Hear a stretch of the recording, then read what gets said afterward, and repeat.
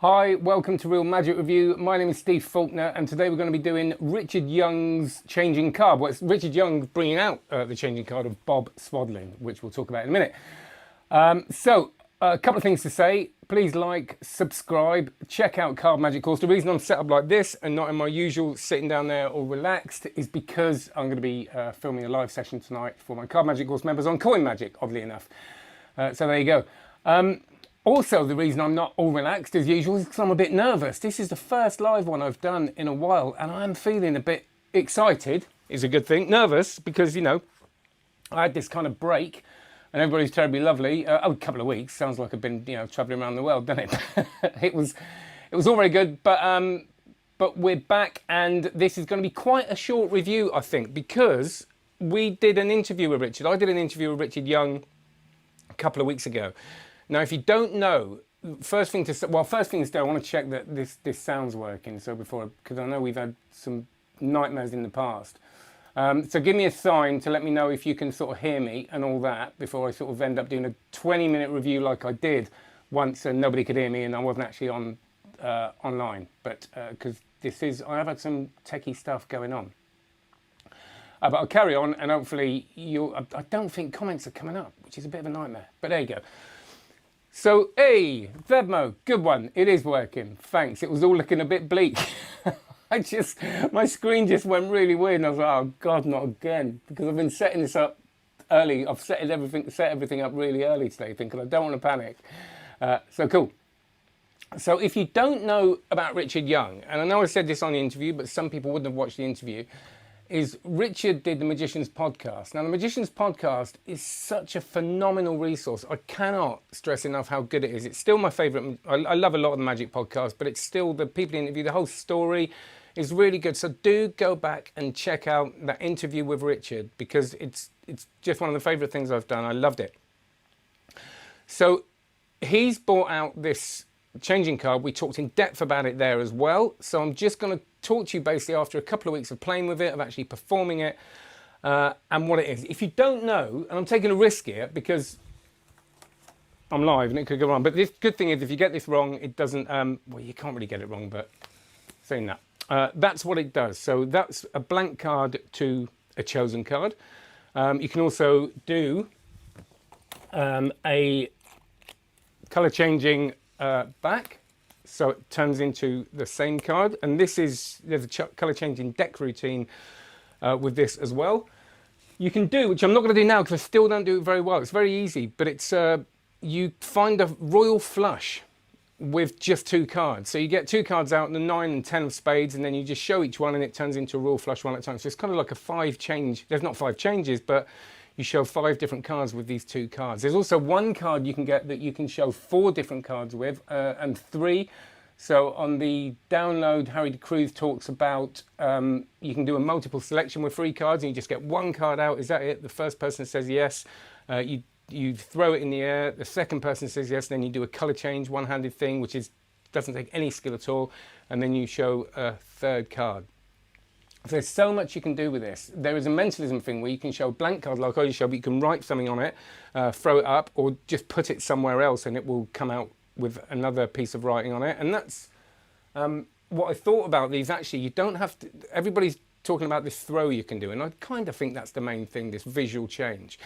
But I do think there's different things you can do with this as well. You can, you know, you can just put it, like I said, put it somewhere and it's 1 card or a blank card, and then pull it out and it's turned into something else. So you could put it in your pocket, pull it out, it's turned into something else, and get someone to check your pockets. So it's quite a versatile thing, this. So it's a mechanical thing. I've been talking to Richard and I can say this. It's something that takes no skill, no sleight of hand, pretty much nothing. If you can throw something in the air and catch it, you're fine.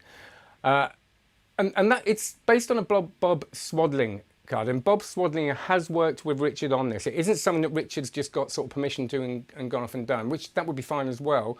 But he has worked with Bob. Bob's overseen it. Bob is still involved in it. He talks to him all the time. He's a mentor of Richard's at the beginning. So it's a really lovely story. So there is a kind of, you know, sometimes you get these things where people will, you know, get an idea of someone, go, I'll mass produce it, and it will kind of lose the kind of essence of what it was before. Richard hasn't done that. Each one of these takes an hour to make by hand, apparently, and they're all handmade. Now, I know I'm sounding like a bit of a kind of, it's sounding like a bit of a shopping channel thing, isn't it? I'm going to sell it. And again, I've got no affiliation with this, but I just really like it.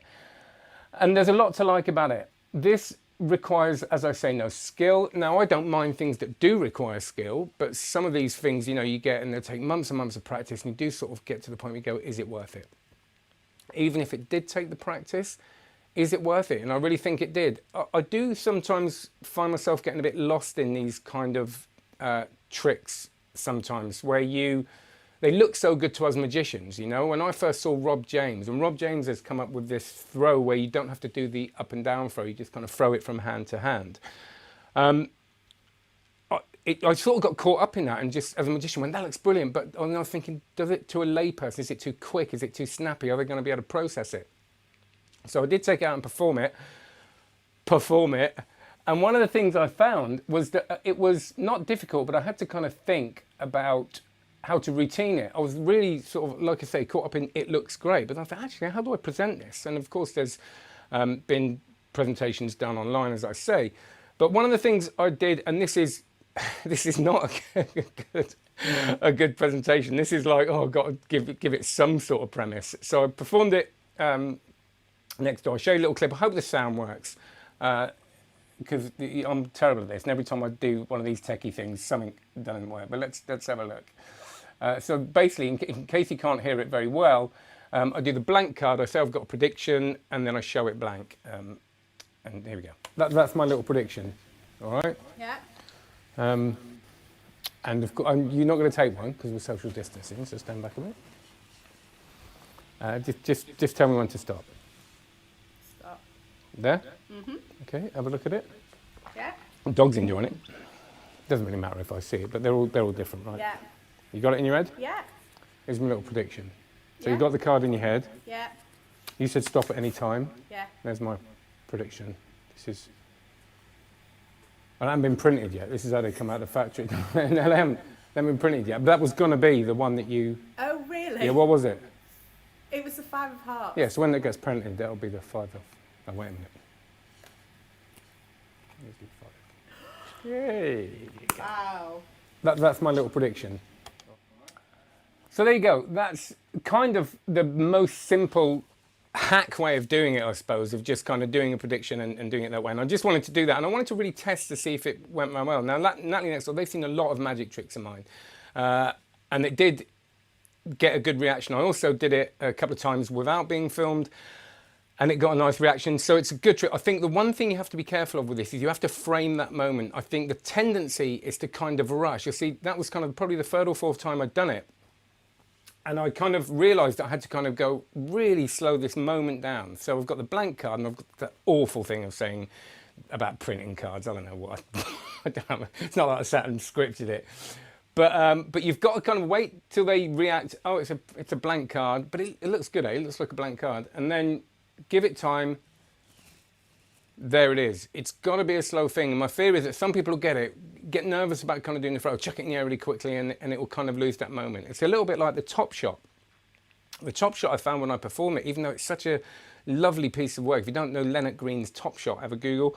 When you do a top shot, sometimes you can do it too quick and they just don't really process it. It kind of appears and they kind of go, that was impressive. But if you sort of say, look, the hands, 1, 2, bring it into effect, it works a lot better. So I really think you have to kind of really frame this moment. So the good things about this, like I said, no angles at all, easy as you like, except if one thing happens, which I'll talk about in a minute. It's striking, it's different. Now, don't forget, now until you get to that moment, to them it's just a card trick. So they're not expecting this kind of throw thing, and this adds a kind of animation, doesn't it? It adds like an action. It brings it from here to here to here, and I think that's a really good thing. I think it's really different, it's really unexpected, and I think that it gives them that kind of, oh right, I wasn't expecting that. So that's really good. It's unique, and I'm just going to see if there's anything. No, there's lots of variations. I'll go through the variations, because if you go on changingcards.com, that's where Richard sells them, you'll see that there are loads of different ones. Harry de Cruz has got this really nice transposition. You've got Lucky Lady, which is the one I said about where you show the whole royal flush. You've got the colour changing deck where you get the colour changing card. You've got the blank cards. There's loads of different ones. So I would say,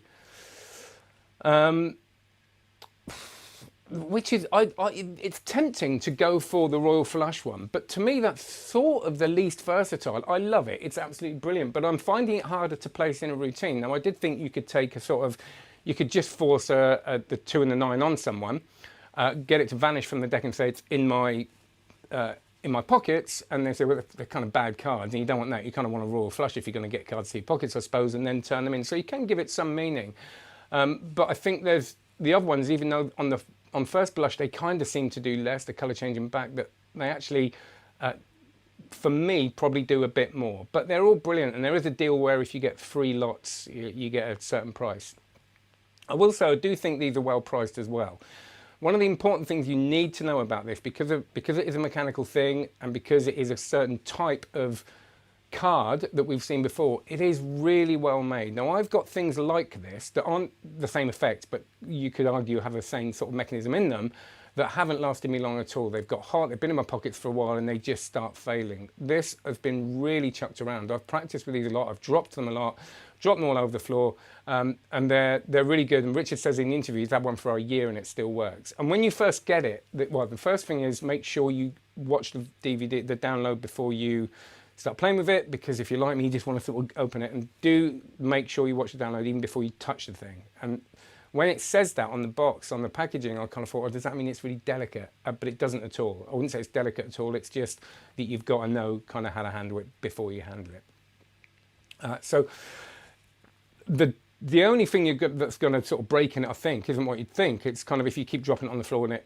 and it sort of damages the corners, which I think Richard said. And interestingly, what you don't want to do is this.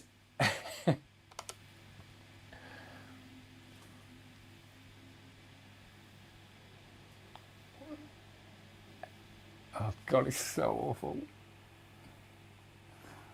Right. Yeah, see the effect after 3 attempts. And I will say I wouldn't do that. If I was, that's a very good friend of mine. And if I was actually outperforming, I wouldn't sort of drop it and try 3 times. Don't do that.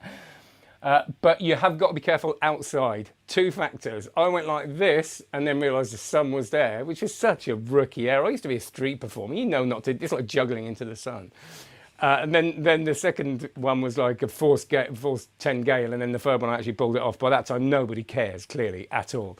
So don't do that. If you do drop it, and it is really easy, it's super easy, you're not really going to drop it. But if you do, think about it this way. I drop a top shot all the time. You still change the card, you pick it up. It doesn't look quite as good, but you've still kind of done the trick. So don't worry about that. But I thought I'd share my failures with you as well as my successes.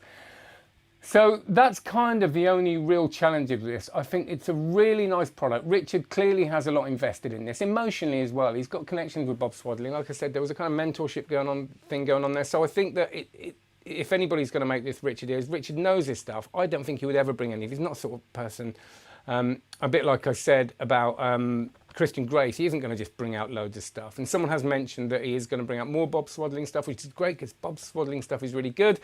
So I really look forward to that. So there's my review of the changing cards. I just checked I haven't, that was important.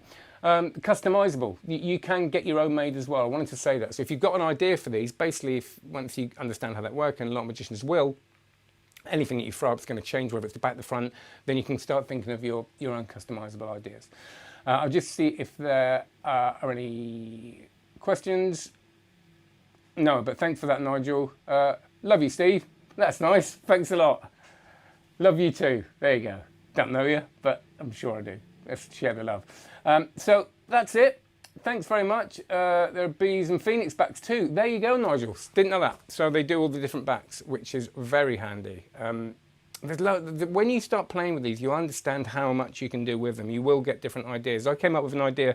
There's the colour changing deck idea, basically, which isn't mine, where you do the colour changing back, look down, and the decks change colour. But I also thought you could do the blank card thing. So when you show a deck, which would be quite easy, force a card, you do the blank card, to the thing, look down, and the deck's blank, which I think could work quite well as well. And think of different ways of doing this. When you see the royal flush, you know, it's this very visual change, but I think you could do it in a misdirection thing where you kind of show that one, and that one's changed, oh, and that one's changed. And there's more ways of doing this than this kind of flashy throw, which I absolutely love anyway.